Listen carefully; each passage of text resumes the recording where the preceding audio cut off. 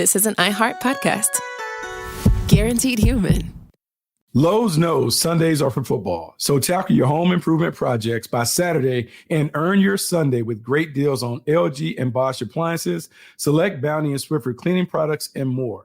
Then once your to-do list is done, get ready to kick back, relax, and enjoy the game. Shop in store or online now and earn your Sunday with help from Lowe's, official partner of the NFL. When one person serves, the whole family supports the mission. At American Military University, they honor that commitment with reduced tuition for military families. If someone in your family served in the military, you may qualify for this reduced tuition, because service opens doors, and your next opportunity could start today. American Military University is your path forward, dedicated to serving those who have served. Contact them today and learn more at amu.apus.edu/military. Drew Davenport is part of the Football Guys staff and host of the Auction Brief podcast. He's a 3-time Kings Classic auction draft champion. He's been a practicing defense attorney for 24 years, and there's no one in the fantasy space who breaks down off-the-field trouble like he does. These are his late-round perspectives.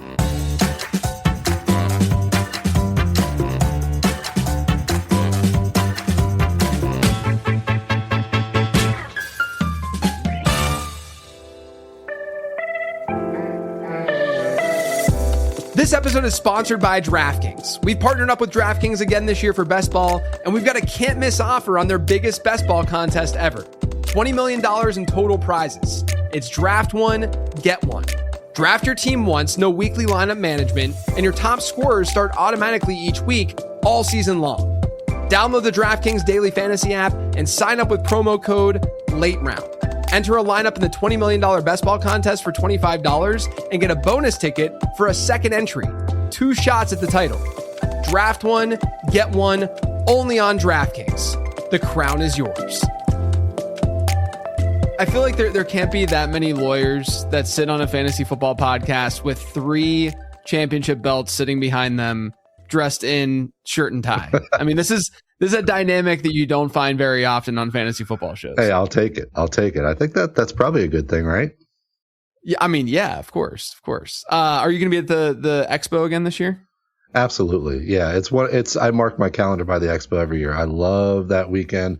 I just love seeing the people, and the Expo is one of the highlights of my year, to be honest.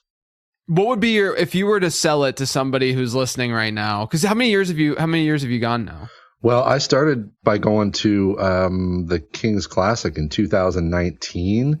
The Expo was just sort of a fledgling event at that point. It wasn't actually a big deal. Yeah. And then after COVID, it kind of exploded. So, I think the thing for me is it's a community thing. Honestly, if there were no activities and there were just the Expo on Sunday, I'd still go all weekend because I want to see the people that I get to see once a year. There's a lot of people that I only see one time a year.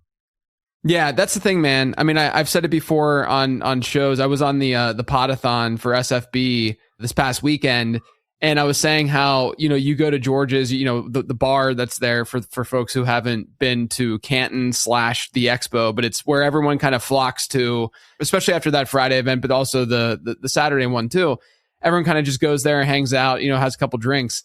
And it's hilarious. If you're into the fantasy football space and if you listen to a lot of podcasts and stuff, it's so funny because you go there and you just hear the voices that you've been listening to on shows as you're walking around that. I mean, it's a small dive bar, it's just a fun little spot to be, but it's just hilarious. As you walk around, you can just hear all the voices of fantasy football that you've probably been listening to for years. It is. And I got a buddy coming who is a big fan of podcasts. He's not in the business. He's in one of my home leagues. He's coming this summer, and I know that he's going to be blown away when he walks into George's, and it's like, there's. So yeah, he's excited. I'm excited, man.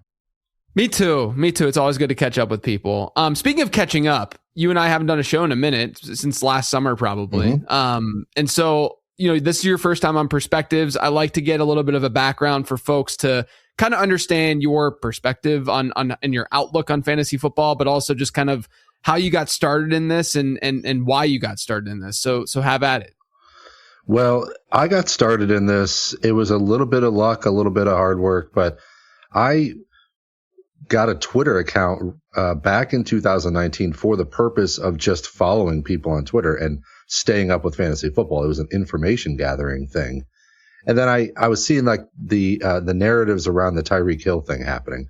And back at that time, it was, I don't know if you remember the recorded conversation that his child's mother had that had him like, you should be scared of me too. And like talking about how the child's scared of them and like the child had a broken arm. And anyway, the point is I was thinking there was some takes on this that were a bit odd. And with my criminal defense experience, I said, all right, I'm just going to shout into the void. I had like 90 followers. I'm like, I'm going to shout into the void, to my 88 bots and my mother and my best friend. And so I say it. And then Matt Schaaf from Draft Sharks picks it up. And then it went from there. Ryan McDowell picked it up. And all of a sudden I'm getting a DM from Joe Bryant. And he says, hey, look, we need a legal guy. And it just looks like you're into auctions too. We need both of those things. What do you say? So like I said, it's pretty lucky. But hey, if I hadn't put myself out there, it wouldn't have happened either. So that's where I got my start. And that was back in 2019. How did the auction love come to be? Because, to be honest, auction is still a very underserved area of the fantasy football space. And we're definitely going to be digging into that on today's show. But how did you get so interested in that as sort of like your niche? Yeah, that came honestly because I didn't even really know any better. So back in the late 90s, early 2000s, I'm in law school. I got a buddy who plays fantasy football. He gets me into it. And I wasn't into it from the standpoint of like I was going to drafts and hanging out with people and doing home league. I was doing like these online salary cap things where like when you get a team and they perform well that week, their price goes up and then you could like get rid of that player and get like another really good player. And so that's what I was doing. And then I get a call from a buddy like, hey, we got a spot in a home league. It's an auction. Here's how it works. And I'm like, okay, like I didn't know any better. I didn't know there was picking. I had no idea. So I go to my first ever fantasy football draft and it was an auction and I fell in love with it. I tell the story all the time because I ended up getting David Boston for a couple bucks at the end of the draft. And it was the year that he had the 1,500 yards and 8 touchdowns. And I was hooked because I said, oh my gosh, I got this guy for like $3. And then he ends up being one of the best receivers in the league. And I was hooked from that point. Auctions just always have seemed natural. It's always seemed like the way to play for me. Was that the year that he started taking steroids? Was that I'm sure that he has been on them since he was 11. So yeah, he was awesome one year. Then we never got that again. That dude, I remember back then.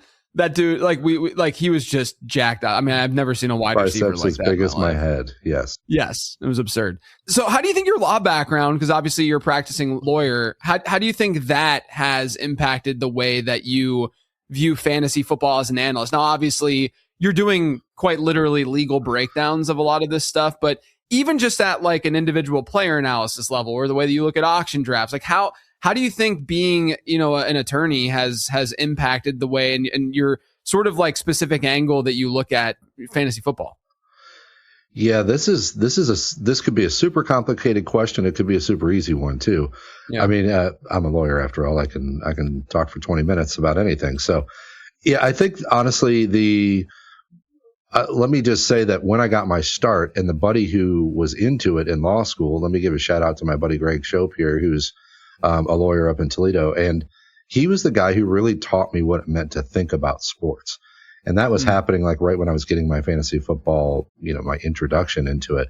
And, before then I was one of those people who was just like, hey, I'm going to watch SportsCenter and, whatever they say on SportsCenter, I'm going to repeat that to my friends. And that's what I think knowing stuff about sports is all about. And he was really like, no, this is how you think about it. This is how you analyze it. And so I really got into it at that point. And then the law thing comes in because being a lawyer is not really about learning the law. I know that sounds funny. They teach you how to think like a lawyer, how to analyze things like a lawyer. And one of the things that I have to do for my job every day is I read police reports just nonstop, over and over and over. I just have to read police reports because I have such a high case volume. You get a inundation of the sheer volume as a public defender that you don't get as a private lawyer. And what that teaches me is like, you really have to be good at parsing through all the nonsense and getting right to the core of what are the details here that actually matter. So issue spotting is a big thing. I also think, setting up arguments, poking holes in arguments, all that stuff that's what I do every single day. Even if I don't like my position, I got to do it because that's my job. It doesn't help. It doesn't hurt either that the extemporaneous speaking is a large part of what I do too. So. Right. Yeah. I've always had the stance that, cause obviously, especially in like today's world where folks are approaching fantasy analysis more through, mediums of, TikTok, social, podcast, video. I've actually taken the stance more so that I think that it's really impactful and helpful to have a way of writing what you're thinking and saying, because it allows you to really break down an argument more coherently. And I'm sure, obviously, like you're doing that constantly, I would imagine. And like, I would imagine that also is just helping your brain think in that way, right? And that argumentative way. Like whenever I always use this example, and you being a Football Guys guy, you'll appreciate it. But back in the day when I started, which was back in like 2012 or so, the one person that I always wanted to make sure I was kind of crossing my T's and dotting my I's for, because I knew that he would try to poke holes in my argument, was Sigmund Bloom. Now, this is when back then, Bloom was a little bit more like combative on social, not in a bad way, just like he was more confrontational, I guess you would say, than he is today. It wasn't like he was being mean or anything. He was just wanting to learn, wanting to poke holes in arguments, et cetera, et cetera. And I still to this day, and I've told him this, I still to this day, while I'm approaching an argument, I'm thinking, how would Bloom poke a hole in this, right? As I'm approaching a writing or analysis that I'm doing. And I would imagine for you having to do that and breaking things down that way, as opposed to just hitting record on a podcast, has been kind of helpful. It's massively helpful. And one of the things that I reference on my show all the time is a quote that I love, that I'm sure I'm going to screw up the quote badly, but you don't wear a pathway in the grass by walking back and forth once. You have to do it over and over and over until the pathway is there. And that's the same thing with your brain. Your brain you don't figure it out by hitting record and start talking. You have to do these things over and over and over. And then your brain actually has that pathway where you can walk down it. And it's a lot easier to walk that path after you've done it a lot. Yeah. I mean, I for sure that's anything with its fantasy. I'm sure you've talked to folks that are just starting in the space, and they, talk about what they can do and how you get things done so quick. It's just reps. It's just reps. Mm-hmm. It's just doing things over and over again and allowing your brain to know what to look for and finding those patterns, even if it's subconscious in a way, right? Like some of the things that you're finding, I'm sure while you're looking at those case reports and stuff, is just something that you just know because you've looked at thousands of them. You know, it's just the way that things kind of go down as you get more and more practice. Yeah. And again, something else that I say all the time is people mistake gut instinct for like wild ass guessing. There is a lot of people think that gut comes from, hey, I'm just going to look at something and give you my wild opinion. No, gut comes from honing that instinct, and that's from the hard work. The gut springs from the hard work. And I see this a lot at the poker table where people think, oh, he didn't have it. And I'm like, well, why did you think he didn't have it? Well, I just knew he didn't have it. And I'm like, that's not a reason. Gut comes from the hours and hours and hours of study, thinking about it. And that's the other part that bothers me sometimes about, especially with auction drafting. I tell my folks all the time, like, look, you can't just go do the auction draft, be done, and then it's over. It's not over. It's not a snake where you can just go, okay, maybe I could have made this pick here or there. You can take you a few minutes to look at, maybe I should have made this or that play. An auction, you have to go back and say, where did I make my mistakes? Where did I do things wrong? What did I do right? When could I have nominated this guy at a different time? All of that stuff, it just all matters, and it all rolls into one thing that's extremely important in a totality, I guess. Well, let's talk about auctions a little bit.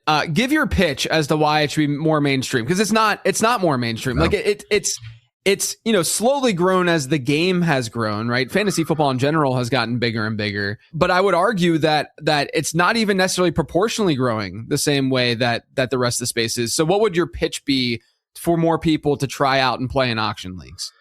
Well, I'll give you the stump speech here. I don't know why it's not growing a little bit better. I'm trying so hard to make inroads, but it's difficult. I mean, I pitched a site recently, as recently as last summer, about how we need to approach auction drafting differently. And they were pretty resistant to it. And I don't blame them, because when you run a website, you're worried about the bottom line, and the auctions are not pulling in the bottom line. I get that. It's not helping your bottom line. So people don't really care about innovating. And so I'm trying to innovate on my own, and I'm working on it. But anyway, the pitch would be this, and it's real simple. I believe that if you are a strong fantasy football player, that auctions magnify your advantage. I believe that your knowledge and your experience in the game is magnified over somebody who's preparing a week before, or buying a magazine on the way to the draft, or printing out rankings. A lot of people come to auction drafts and they just print out values. And they say, okay, well, this guy is going for 37, and it says right here that he's valued at 42, so I'm going to bid 38. And that is not how auctions are done. So what I would tell you is, if you think you're good at fantasy football, auctions will make you better than the rest of the people in the room. So that's my big pitch. And let me say this. A lot of times when I talk about auctions, it sounds like I'm saying like snakes are, have no skill and they're this and that. I think generally they're boring. Let me just say that. But I will say there is a skill to snake drafting, serpentine drafting. There 100% is. You know how I know that? Because I'm not very good at it. I'm just not. Like, I don't do enough of them, and I don't care. Like, I pay attention to it. And look, I talk about ADP a lot, and I talk about where guys should be valued, because that's the general need in the community. But my pitch is, look, if you think you're good, start getting into auctions, and your base will make you better than other people. So let's dig into this a little bit more. When you look at what people on other sites or on social media or what have you are doing, or your own experience, right? Because obviously, you've done really well, let's just say in the Kings Classic auction drafts, right? Or other industry drafts. What do you think fantasy managers get wrong most when they go into one of those auctions? So I think it's a super basic level that bothers me about auction drafting. Okay. And I think the basic level is this. What we see on sites a lot is when people write articles about this stuff, everyone likes to say, hey, flexibility is key. Go into the draft and don't be rigid. Yes, that's true, but that doesn't capture the whole point here, because I don't believe that flexibility should be the first thing that people are learning. In fact, I believe that what most people get wrong here is that rigidity actually breeds flexibility in the draft. And let me explain what I mean there. There's a couple things that I think people do wrong. Number one, I don't think people walk into an auction draft with a smart enough plan most of the time. And I think a lot of times what that boils down to is people are reading articles that are telling them that say, hey, if you want to spend X amount of dollars on wide receiver, okay, so put 55% of your budget towards wide receiver. That helps nobody in the middle of an auction. You're not sitting in there going, I have 55%. Okay, so $200 cap, that's $110. And then they say sold, and you're like, wait a minute, I was still doing math. Like that doesn't help anybody. So I think the first thing is formulating a plan that you can execute. And I think that plan needs to be super specific. And that's where I think people get lost. I think people are like, well, I don't really like, this and that, and I'm going to try to go for a top wide receiver. I'm like, that's not a plan. The plan should be, who am I going to nominate the first round? Who am I trying to lock up early? Who are my targets that I need to figure out if I'm going to get these guys early? Like, there is a specific way that you got to build a plan. And what flows from that is something that I have coined, the phrase that I've coined that has become a extremely important crutch, if you will, or tool, maybe is a better way to say it. And that is the par sheet.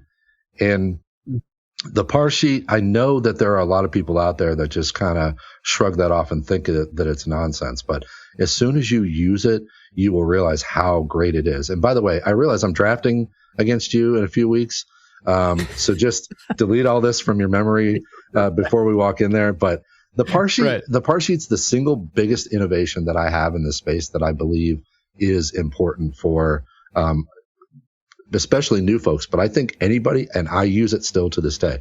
And really what it is if you have a $200 cap and a 16-man roster, you're going to write a specific dollar amount for every single player on your roster. Okay, I need a kicker, $1. I need a defense, $1. A backup tight end, $1. You're going to go and put these numbers down. My wide receiver 1, I don't want to spend more than 52. Okay, you write that there. And then you get a specific dollar amount for every one. And then the pushback I always hear is, that's way too rigid. It's going to make you go in there. And I say, no, it's the exact opposite. What it does is it gives you a guideline. Because in the end, what auctions are is a balancing act. It's a tightrope act because you have to spend money. And if you don't, you won't have enough good impact players. But if you spend it too quick, you won't be available in the middle of the draft to take up some of the deals that you need to grab. So it's a balancing act. And the par sheet keeps you on that tightrope, and it keeps you walking down that path. Because if you stray too far, you go, okay, I spent 58 when I said I was going to spend 52. Now I got to pull $6 from somewhere else. But that's instant. You know that stuff right away. It's no like, hey, I've spent 38% of my budget now, and now I have 7% left to spend. So I believe that rigidity leads to flexibility, and I think that's something that everyone misses when they start out. It's almost like being hypothetically rigid, right? Where it's the rigidity is not necessarily I have to get Chase Brown no matter what, which is definitely something that can get you into trouble in an auction, because then you're so fixated on that one player, and then all of a sudden people might be underspending. You might have gotten values in other guys, but you're like, nope, I'm waiting for Chase Brown, and then all of a sudden you spend $10 extra on Chase Brown because you have that idea. But this being like hypothetically rigid makes a lot of sense because you can then adjust as your draft is actually going down. Yes, that's exactly right. And you just mentioned something that's a pet peeve of mine, is that if you believe that you really want Chase Brown and it's like, hey, it's Chase Brown or bust for me, that's okay to think that before the draft starts. But what you need to do is not wait to find out if you're going to get him. Right. Because there's going to be deals along the way that you have to decide whether or not you want them. And if you're waiting on Brown, you miss the deals. So you need to nominate him right away. And a lot of times what people do is they miss that they think that waiting is going to equal a deal.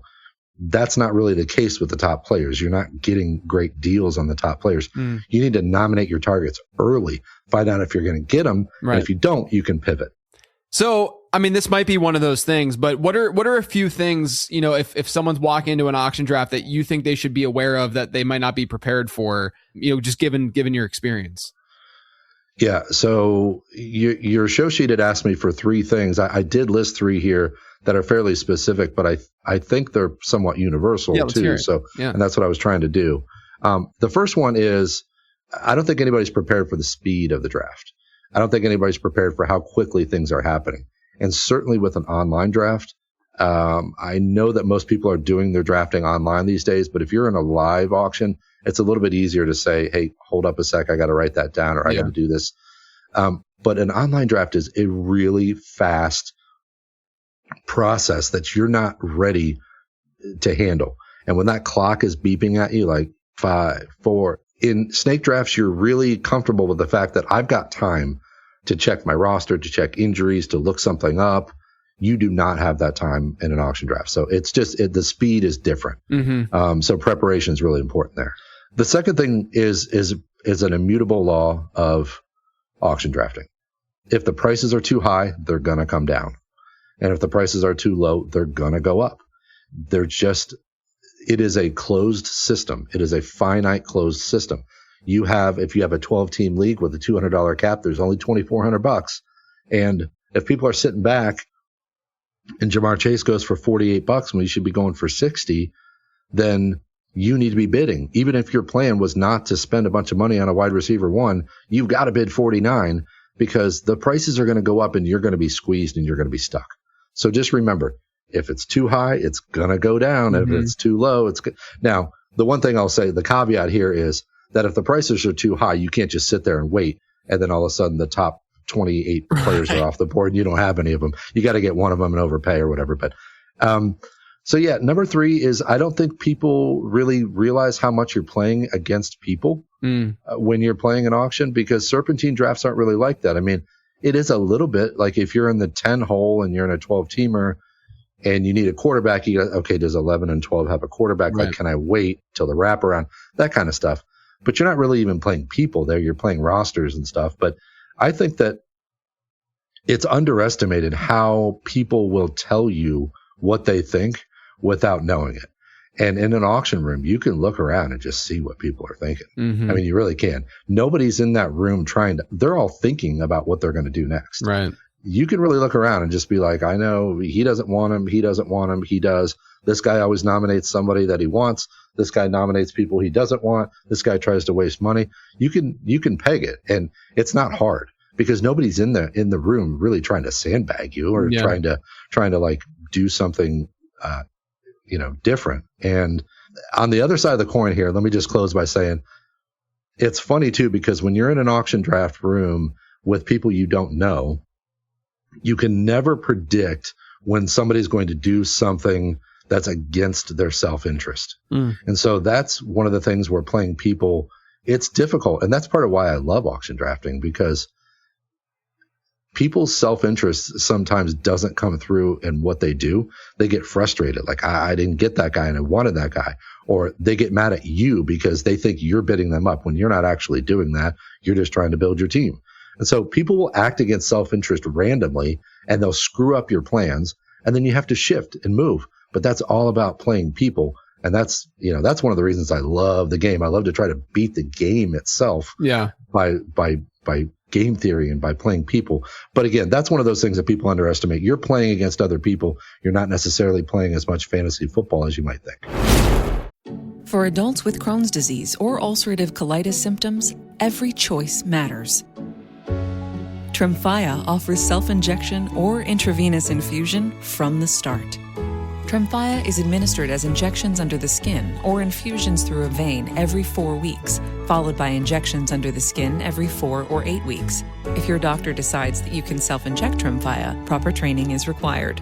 Tremfya is a prescription medicine used to treat adults with moderately to severely active Crohn's disease and adults with moderately to severely active ulcerative colitis. Serious allergic reactions, increased risk of infections or lower ability to fight them, and liver problems may occur. Before treatment, get checked for infections and tuberculosis. Tell your doctor if you have an infection, flu-like symptoms, or need a vaccine. Explore what's possible. Ask your doctor about Tremfya today. Call 1-800-526-7736 to learn more, or visit tremfyaradio.com. Lowe's knows Sundays are for football, so tackle your home improvement projects by Saturday and earn your Sunday with great deals on LG and Bosch appliances, select Bounty and Swiffer cleaning products, and more.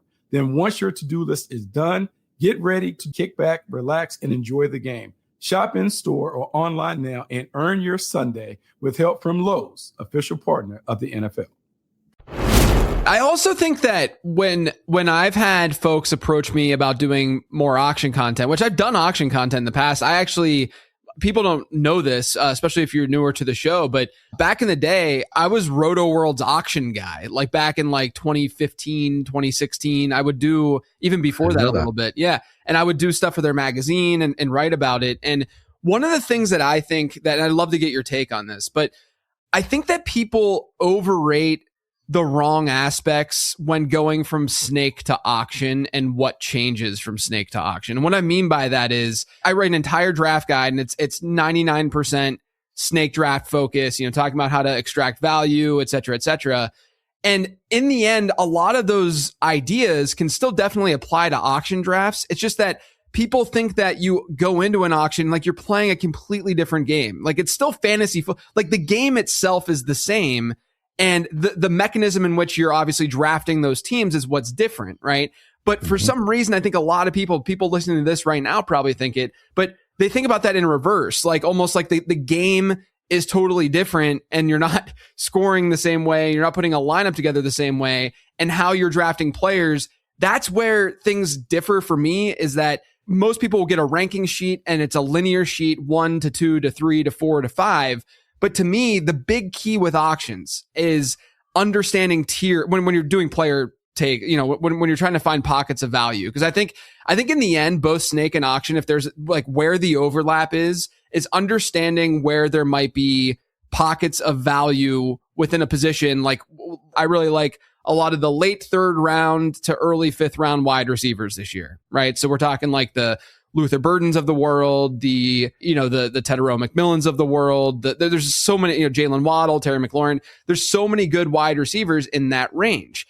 To me, you can use that to your advantage so much in an auction draft that you can't necessarily do in a snake draft, because in a snake draft, you're forced to make decisions and you're probably only going to walk away with one or two of those guys. In an auction draft, you could walk away with four of them, because you can just bid on them and then forego the early round wide receivers. And so to me, it's really about like really not just tiering players and having those tiers, but understanding what that means and where you can attack different pockets of your draft, as opposed to simply converting a linear rankings list, over to auction values and drafting off of that. Because in the end, when you're doing that, you're still getting linear values in a dollar form. It's still the same kind of thing that you would be doing in a snake draft. Is that something that you've sort of witnessed and gone through as well?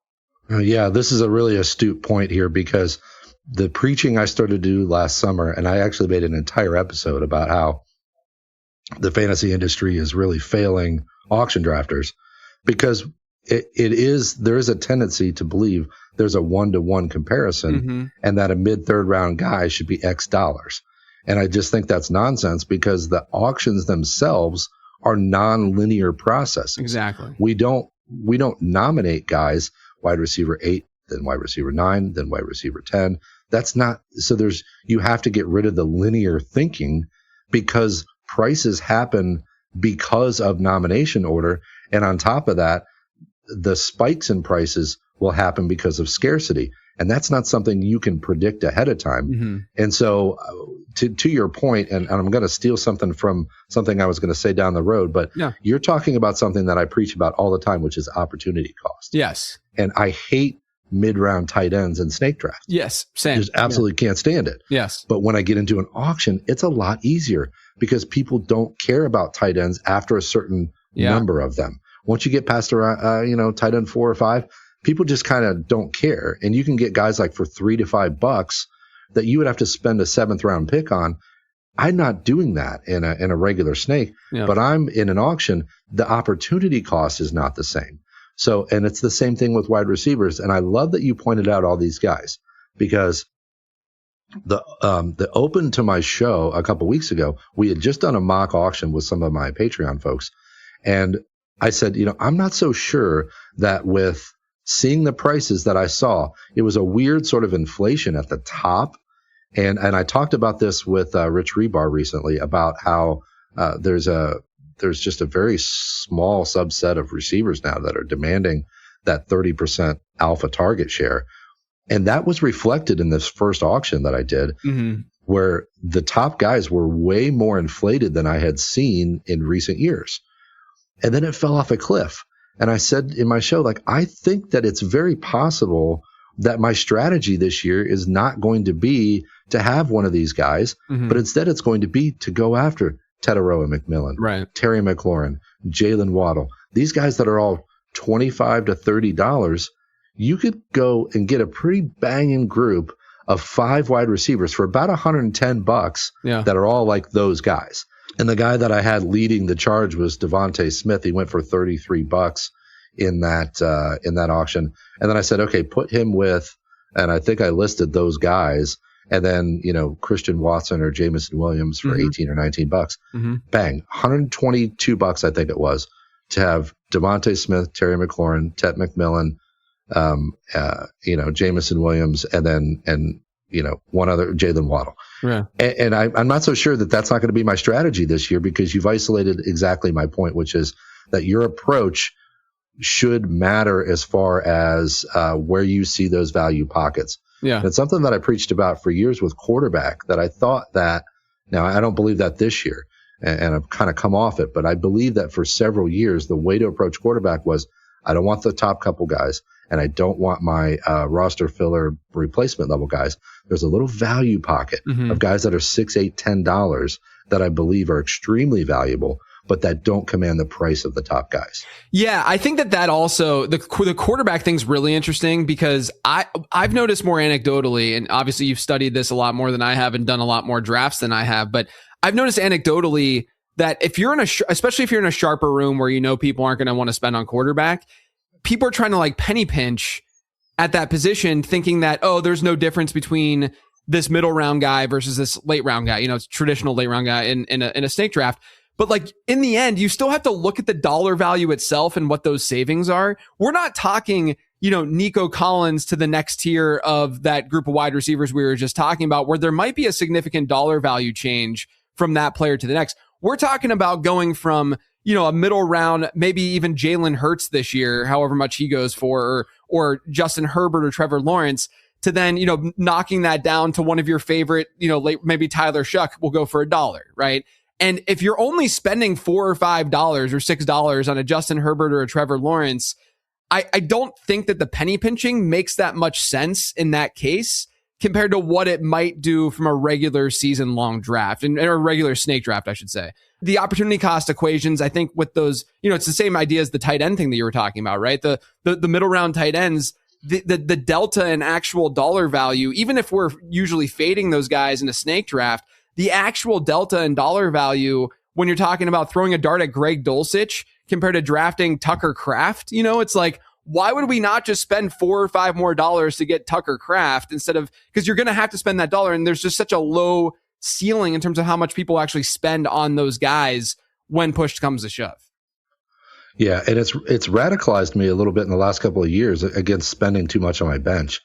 And honestly, what happened to me was the reason it happened was because in the Kings Classic, after I was coming off my back-to-back, which I don't know how that's ever going to happen again. No big deal. I was flying high, and I was like, I'm going to draft this super deep team because I had looked at the previous years and said, I can draft this really deep team.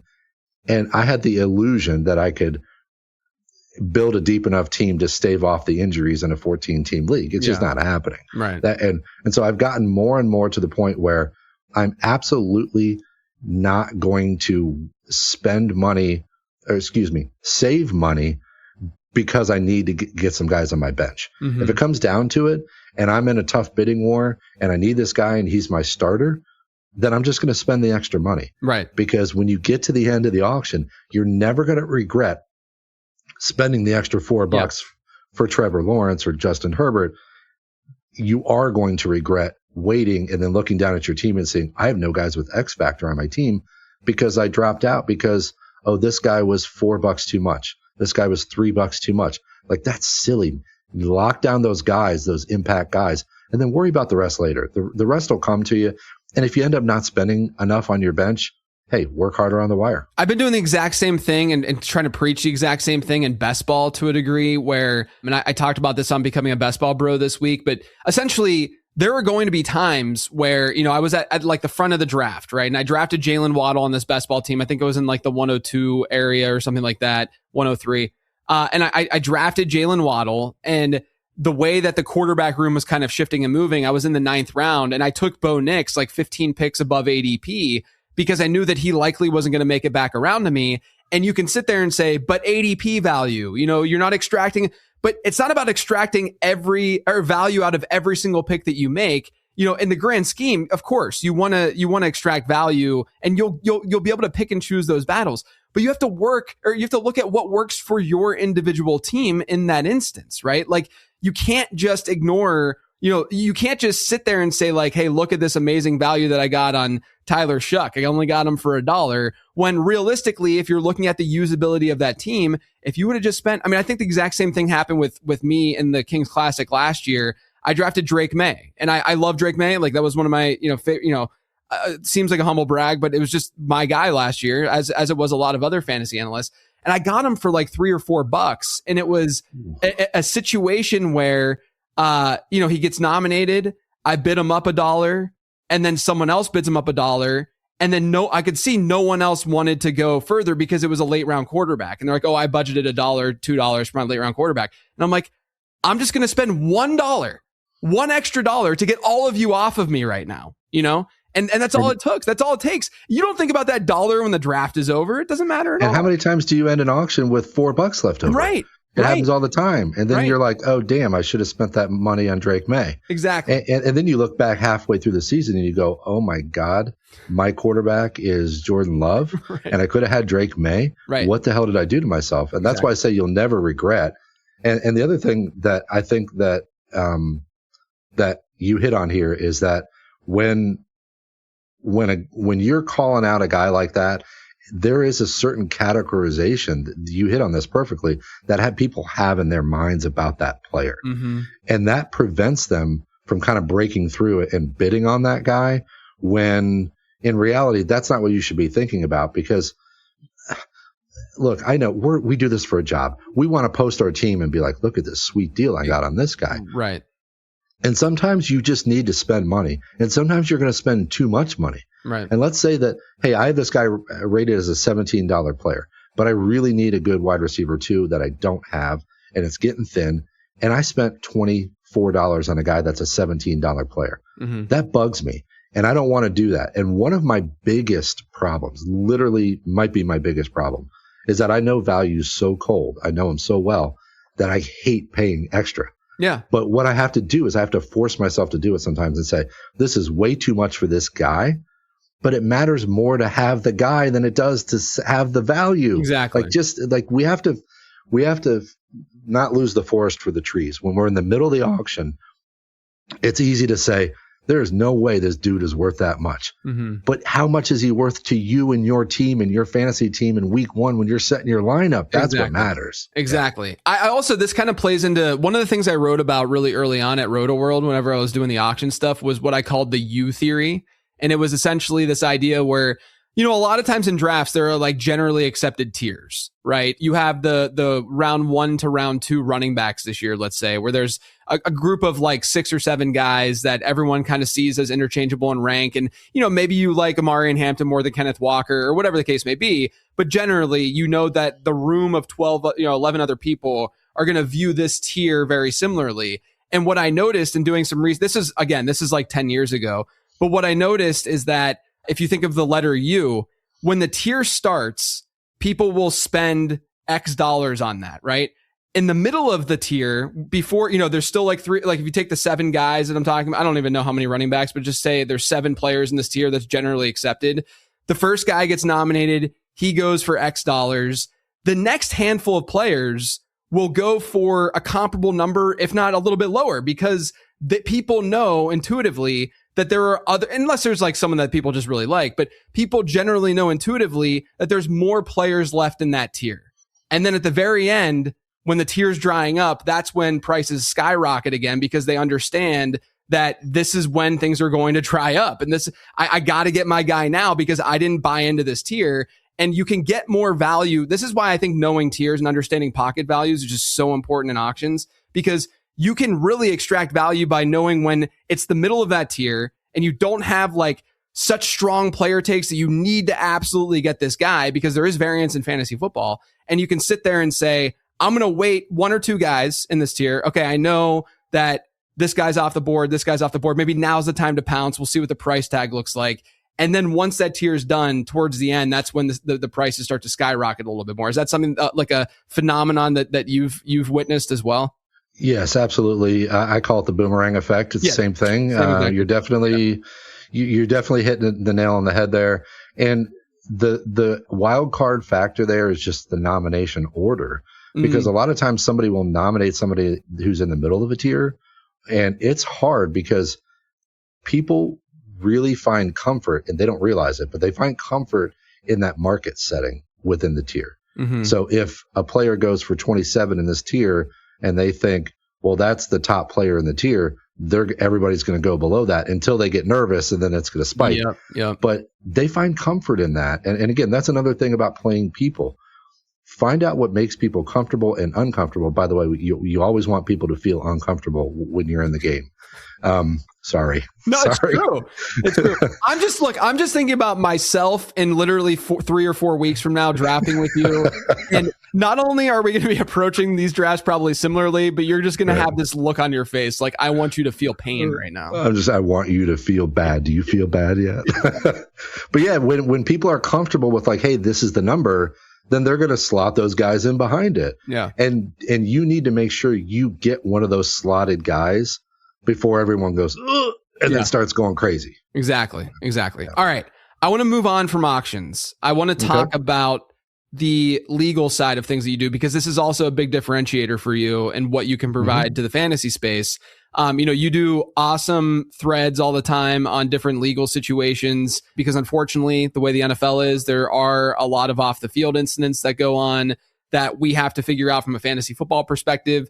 And it sucks and it's unfortunate. And I want to caveat with that first and foremost, that we even have to go down this path and talk about the legality side of things. We do have to be fantasy analysts, and we do have to understand the implications of what these things are. So there's two players in particular that are going through it right now from an off the field perspective, where, you look at their ADPs, especially in best ball right now, it fluctuates, and it has been fluctuating for the last couple of months. So the first one that I want you to dig into and explain where we're at is with Rashee Rice.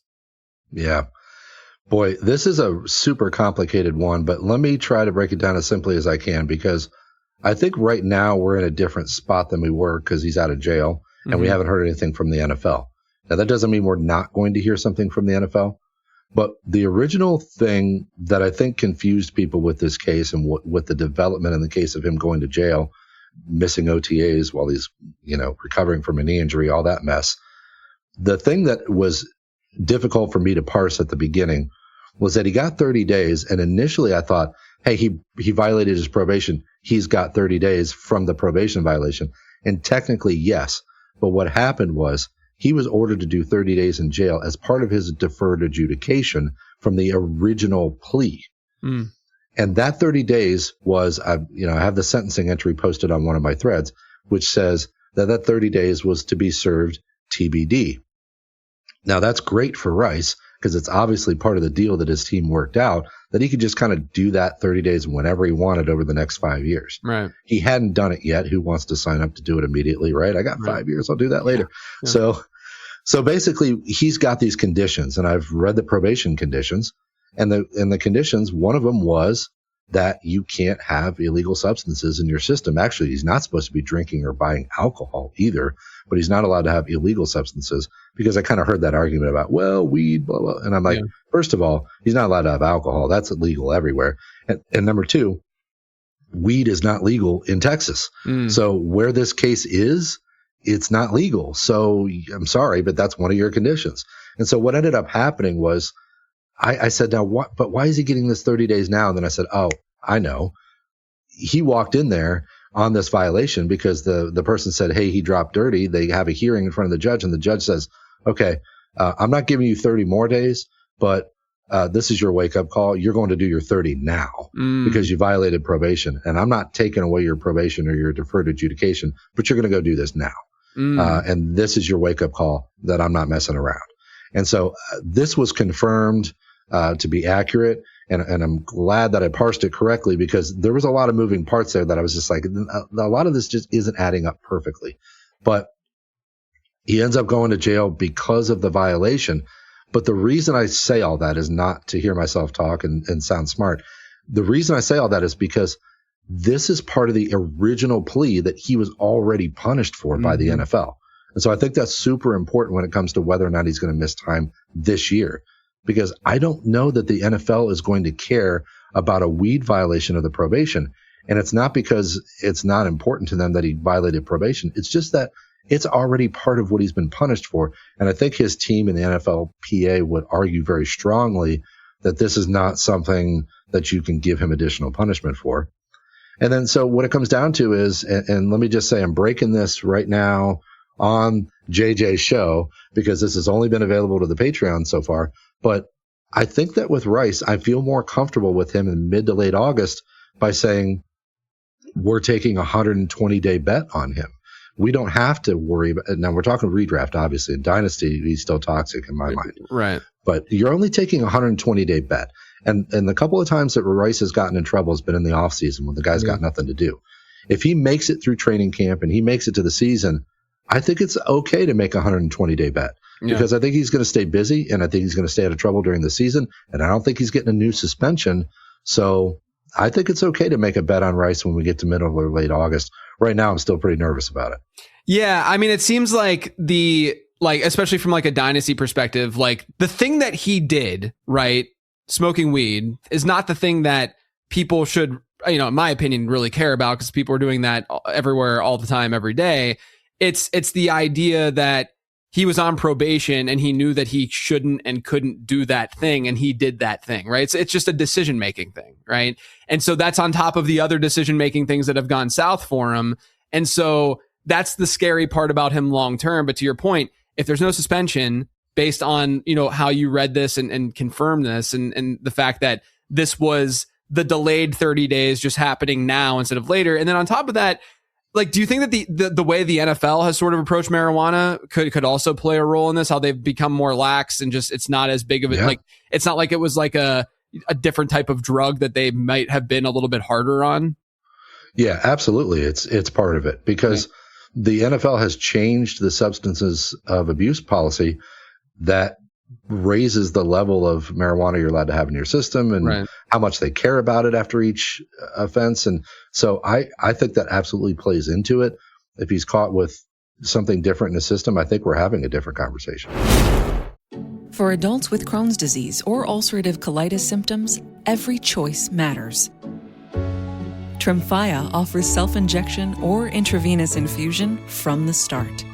Tremfya is administered as injections under the skin or infusions through a vein every 4 weeks, followed by injections under the skin every 4 or 8 weeks. If your doctor decides that you can self-inject Tremfya, proper training is required. Tremfya is a prescription medicine used to treat adults with moderately to severely active Crohn's disease and adults with moderately to severely active ulcerative colitis. Serious allergic reactions, increased risk of infections or lower ability to fight them, and liver problems may occur. Before treatment, get checked for infections and tuberculosis. Tell your doctor if you have an infection, flu-like symptoms, or need a vaccine. Explore what's possible. Ask your doctor about Tremfya today. Call 1-800-526-7736 to learn more, or visit tremfyaradio.com. Lowe's knows Sundays are for football, so tackle your home improvement projects by Saturday and earn your Sunday with great deals on LG and Bosch appliances, select Bounty and Swiffer cleaning products, and more. Then once your to-do list is done, get ready to kick back, relax, and enjoy the game. Shop in store or online now and earn your Sunday with help from Lowe's, official partner of the NFL. Josh Jacobs, this one I can't wrap my head around at all, because obviously he was like in jail, then he's out of jail, but yet it's not closed. Like, it seems like an investigation still ongoing. Where are we at with Jacobs? The weird thing with Jacobs is this particular jurisdiction, and I think that this might be Wisconsin in general, but they have a statute on the books that's what's called a mandatory arrest policy. And that's pretty normal for most jurisdictions, but they handle it differently. And theirs is more draconian than other jurisdictions that I've practiced in. Because where I'm from, the mandatory arrest policy is really for the time of the incident. It's really to separate the parties. It says you must arrest somebody in a domestic incident because you want the parties separated. While tensions are high, that's when things happen. That's when bad things happen. That's when homicides happen. And so you want to separate these parties. And so a lot of times there's a mandatory arrest policy at the time of the incident. In this particular case, they arrested him days later, but their policy says within 28 days, which is crazy to me, they've got to have an arrest. And they determined that it was Jacobs that needed to be arrested. So he gets arrested and then he gets released because they declined to file charges right away. Now, I think he would have been released anyway, but the point is, it was confusing for a lot of people, like, why is he in jail and there's no charges? Well, that's why, because of the mandatory arrest policy. Got it. Now, they're saying, hey, we're not necessarily ready to make a decision yet. That's also somewhat normal in these cases, and it's normal with celebrities specifically because they want to make sure they're really buttoned up and they know what they're doing here. So they're taking some time. Now, I operate under the assumption that when I don't know something about a case, there are unknowable variables in the background that we can't speculate on. Yeah. But I will say that when it takes this long, generally they do not have it. Okay. They don't have what they want. And I think that part of it is that Jacob's team was pushing really hard. Like, we've got some information here that says that he's going to be, we've got exculpatory information.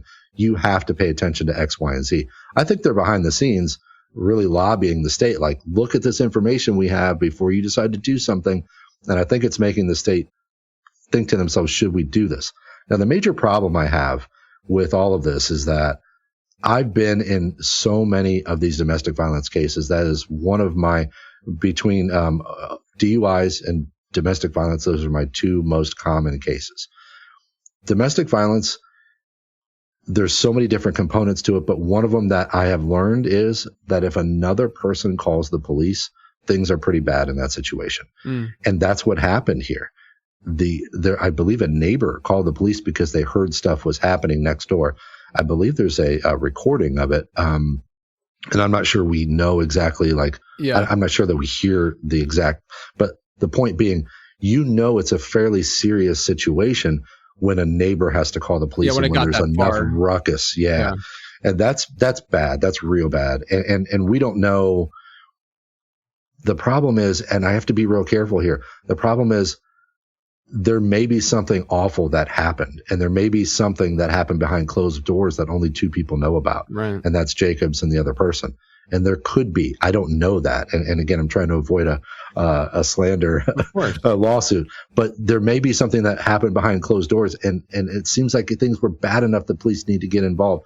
Something probably happened, but whether they can prove that and whether the victim is still interested in going forward at this point, I'm doubtful on both of those because of the length of time they're taking to charge this case.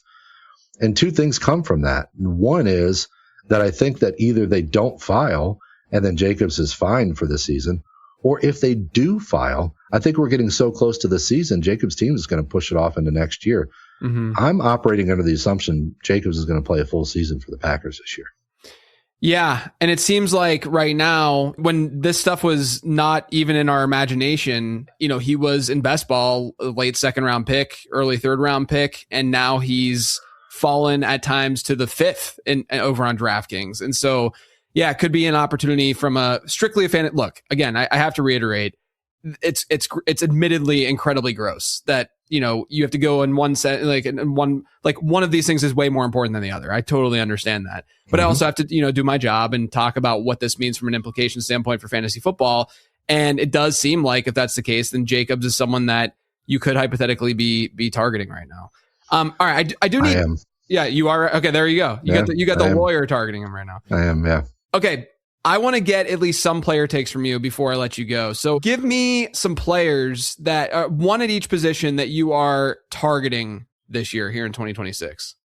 The first one is Trevor Lawrence. He's QB 11 right now. And I looked at some of his numbers from the end of last year. Now, I realize that a lot of people are saying, well, he had a really easy schedule that set up well for him down the stretch. But, post-bye, they did play the Texans. They played the Broncos. And by the way, they lit up the Broncos for 34 points. Lawrence was awesome in that game. I think he had 279 and 3 passing with 1 rushing and maybe 50 rushing yards. He was awesome in that game. And to borrow a phrase from Rich Rebar, you want to see offenses that are able to punch up, that are able to go at defenses like that. They struggled a little bit against the Texans, but post-bye, Lawrence really seemed to lock into the offense. And I think that that's underrated, because I'll never forget a quote from Bruce Arians, who said when he got Carson Palmer, he said, you can't judge a quarterback on your system until they've got at least 8 games of real action to get them into the system. And post-bye last year, Lawrence was awesome. Yeah. He was the QB2 in a lot of formats, at least top 3. His EPA was 4th in the league. He was 5th in completion percentage over expectation. The Jags offense in general was 6th in drop back EPA. And this is with a pretty mediocre running game. They really weren't running the ball very well. He played extremely well. And I think one of the things that he picked up in his fantasy game over the second half of the year was his rushing. Exactly. Because he averaged 16 rushing yards a game prior to his bye. After the bye, he was only below 16 yards one time the entire second half of the year. So the rushing, I hope the rushing production is still there. I hope that's a product of him learning the system better and knowing when to take off with the ball. And maybe that's a Cohen thing. Maybe it's not. I don't know. I hope it is. Yeah, I mean, the thing, not to interrupt, but like the thing with Cohen that's really interesting with that is that Baker Mayfield had his best rushing season with Liam Cohen. You know, like I do think that there is a little bit of a tie to Liam Cohen to allowing his quarterback to escape the pocket and generate those fantasy points via rushing. Yeah, and I know it's a small sample size, so I don't want to put too much into it, but I do think there's something to say about pre-buy. There's a really stark difference in rushing yards there. Yeah. And then the last thing I'll say about him is just that all the extra time they traded for Jacoby Myers near the end of the year, all the extra time with Myers and with Cohen's system and Myers getting to learn the system and all the pieces fitting together better after a full off season together.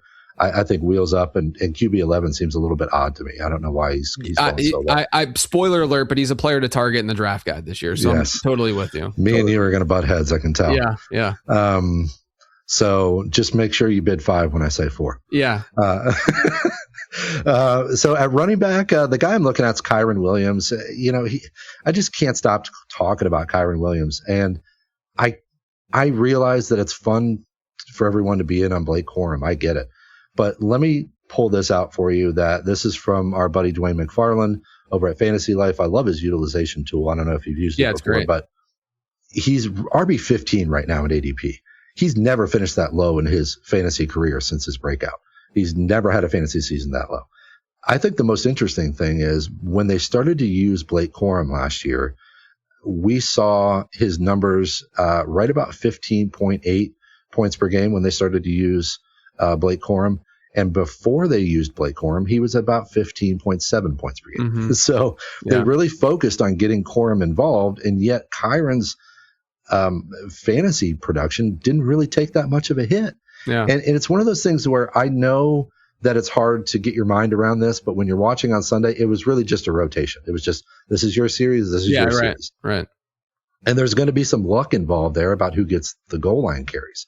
But what's not luck involved is what I pulled from Dwayne's numbers.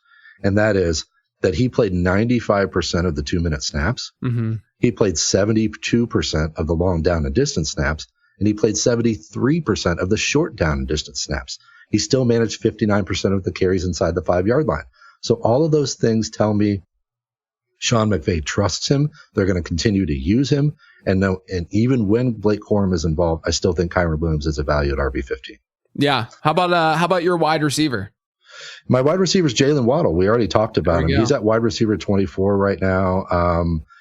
I think it's weird that, let me just say in general, I think it's odd that all Jacksonville wide receivers are 33 or worse. Somebody's going to break out of that pack. Sure. That's my honorable mention. Yeah. Waddle at 24. Let me just say this. He's had 2 seasons in his career where he's had over 104 targets. And he finished as the wide receiver 12 in one season and the wide receiver 14 in the other. And those are PPR points per game. Yeah. He got 117 targets in 2022 and 142 his rookie year. He caught 104 balls and he had 1,300 yards in the year that he got 117 targets. That offense that he played in Miami had a couple problems. Number one, they wanted to get the ball to Tyreek Hill. Sure. And that's what the offense was designed for. And admittedly, that's the right strategy. But also, number two is we saw the fall off in Tua Tagovailoa's play. And Tua was a different quarterback when he was throwing the ball in those first couple of years to Jalen Waddle. Mm-hmm. He just fell off a cliff, and the offense got noticeably stale, and Waddle with it. And he had a downward trend with it. So I think you're going to an offensive system that is very strong with Sean Payton. He's got a strong arm quarterback. He's got an excellent receiver playing opposite him. And I think Waddle's going to be the focus there. So I think wide receiver 24 feels like a value right now. Yeah, I love Waddle. He checks so many historical trends boxes for me at that ADP. There's just so much to like. We're going to be fighting over him too. All right, give me your tight end. Hopefully we won't be fighting. We should have done this in early August, man. Yeah, right. My tight end, Sam Laporta right now, although I'm not loving the steam. I'm a little surprised because he was cheaper about a month ago. Yeah. Right now he's at tight end 8 in ADP, but I'm comfortable with this because there's 2 guys that I'm looking at that I like at tight end, but I like Laporta a lot better. And the other guy is Travis Kelce. Kelce's going 10th overall in ADP. And I will say that last year, Kelce finished 8th in PPR points per game. He finished 3rd overall. That's a little bit of a weird discrepancy there. He was 2nd in routes run, 4th in targets, 6th in receptions, 4th in receiving yards. But I don't love the upside with Kelce anymore because I do think that part of his game is capped. Right. And so I don't consider him as interesting of a value as I do Sam Laporta because we know what his upside is and he's still a young player.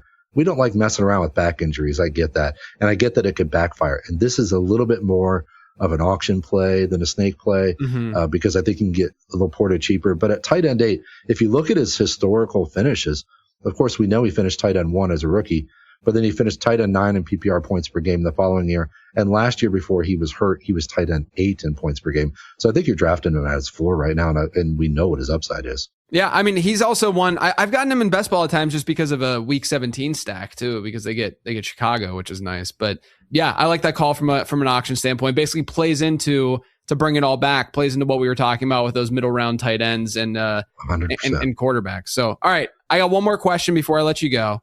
Yep. Give me your bold take, your hot take for this 2026 season. My hot take is that. So I just debated how hot to go here.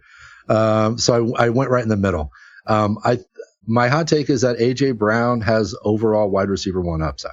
Ooh. And I was prepared to hate AJ Brown going into this fantasy season. I really was, because I watched last year a guy that I felt like looked like he was falling off a cliff. These big bodied receivers, when they get older, they break down quicker and the end comes faster. And I thought that's what we were seeing last year. But I'm turning off my brain a little bit for that because I do think motivation was such a huge problem for Brown last year. I think the relationship between him and Hurts had deteriorated. He was upset with the play calling. He was upset with everything that was going on in Philadelphia last year. And I think some of what we saw could be effort-based. Yeah. And so I think I kind of felt the same way about Saquon Barkley. Like, is this dude just had too many injuries and he's just not going to be the guy we thought he was going to be. And then he goes to Philly and he's electric. And I think the same thing could happen here with the Patriots. And I was talking about how much they love to throw the ball the other day. So I looked up a couple things. And one thing I like is, first of all, they were plus 3.2% in pass rate over expected over the full year. They were 12th in neutral pass rate as well. But the thing I love the most, the stat that I love the most about the Patriots offense was when they were facing a 2nd and 8 or greater, they were at plus 12.9% pass rate over expected. That is a monster number. Yeah. And that I love that because that tells me the play caller's not an idiot. Yeah. Because I can't stand running the guy into the line. He gets nothing. And on 2nd and 10, you're like, let's do it again. Yeah, right. Like, we have seen study after study that shows that 2nd and long run is just a negative EV play. Yeah. And so that 12.9% is massive.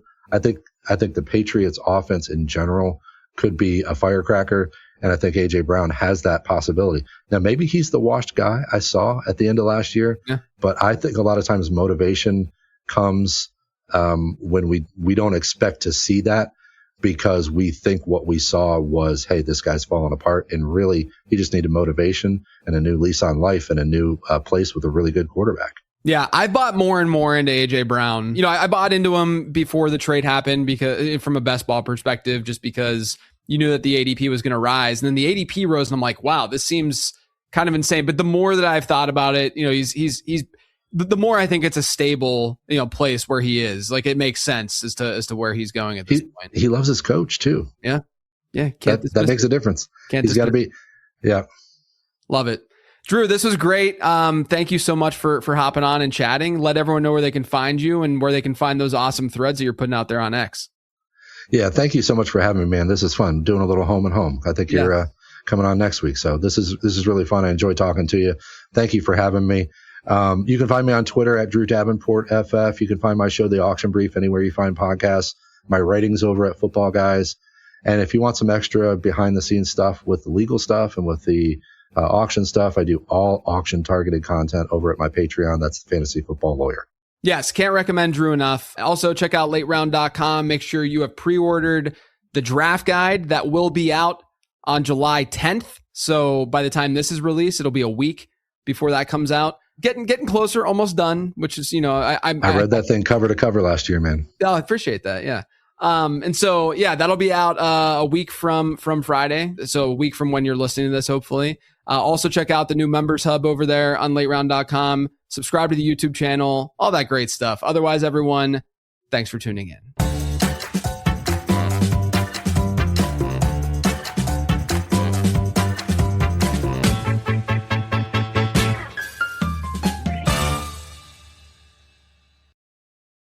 When Kohler, global design leader in luxurious kitchen and bath products, asked me to be their ambassador for timeless, elegant, durable cast iron, I said, I'm in.